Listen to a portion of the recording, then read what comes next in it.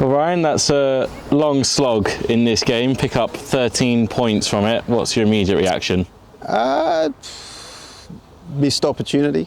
I think if you go back to the first day, if you drop catches, people can talk about the Kookaburra ball all they want and flat wickets and stuff, but if you create chances, you've got to take them. And I think if we had taken our chances, we bowled them out for about 250, then there's a whole different game to be had. We could have controlled the narrative, and unfortunately we didn't, and hence the last day was pretty boring.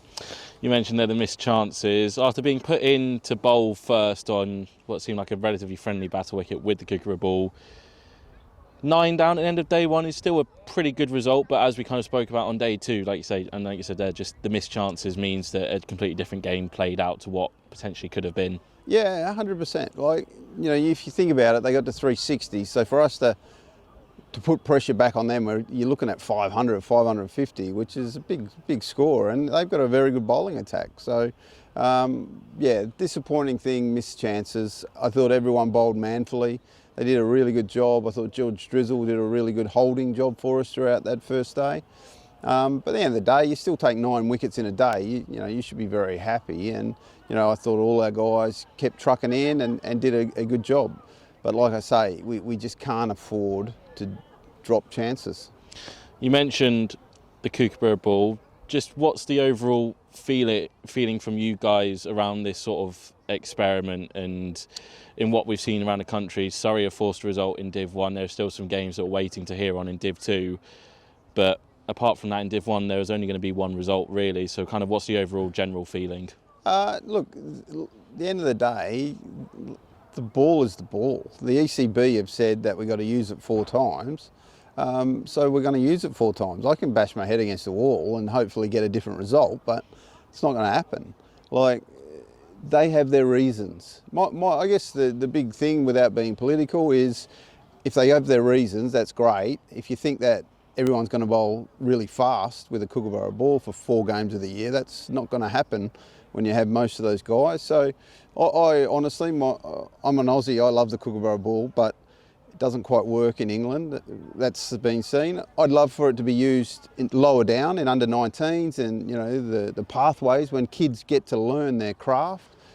I'm not convinced about this sort of level need to do it, but again, if England think that it's the best for their test players preparing for an Ashes, I'm not sure too many play in the county championship at the minute, which is kind of weird too. A couple of people that stood out to me, well, one is Bass for coming straight back in off that kind of stress fracture that we talked about on commentary and picking up a 4-for, and also Will Rhodes coming back into the side, having to kind of, I think he was expecting maybe to not be involved, but for the blow to Ben McKinney, just the strength and depth that we're having to go to. We've talked about the injuries already, but just a word on those two. Yeah, great to have Bus back, and then we're going to lose him again for next week. But, it's good to have our players, our full list to be available and to be used. Like I said, last week I watched our second team play and there was our whole bowling list was there, which we hadn't had before. So, we're getting numbers back, which, again, I'm the last person to sit here and go, poor us, we had all these injuries. But, the facts are we played this game without any pros because they're injured too, and one's away playing for South Africa. So, it's been tough and frustrating, but the guys who have been given opportunities have stood up for us, and we know that, and that's what we want.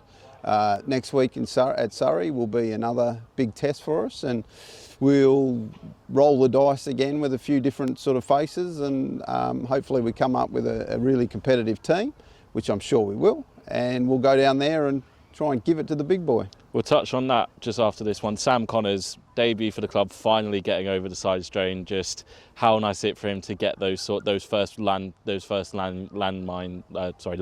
over the first spell, the first wickets, the first game done. Just how nice is it for him? Well, we made sure he didn't sneeze before the game, that's for sure. But it's like anything. He's done it before.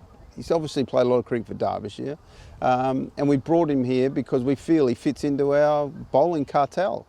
And again, he would have been nervous, I've no doubt, but it was pleasing to see him get through some overs and some spells.